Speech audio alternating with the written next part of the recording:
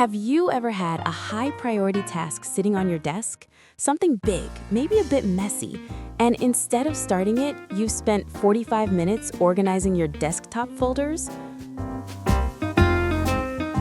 Or suddenly decided the dishwasher absolutely had to be emptied right that second?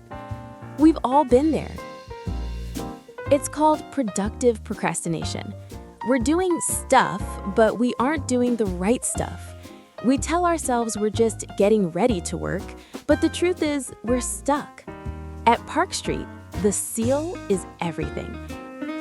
It represents the transition from potential to reality. But in our daily workflow, that seal can feel incredibly thick. Starting is almost always harder than the actual doing itself. When we face a task that's vague, huge, or high stakes, a part of our brain actually perceives it as a threat. It's not that you're lazy, and it's not that you lack discipline. It's a biological reflex.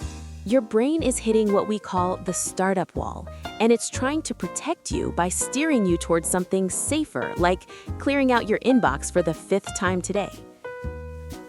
We're moving away from willpower and moving toward mechanics. We're going to talk about how to shrink your tasks so they no longer feel like threats, how to set up your home environment so focus happens automatically, and how to stop avoiding the big stuff so you can end your day without that heavy cloud of unfinished business hanging over your head. This isn't about working more hours. It's about reducing the friction it takes to get moving. Because once the seal is broken, the work flows. Enroll now in the Breaking the Seal on Procrastination course, available in Talent LMS.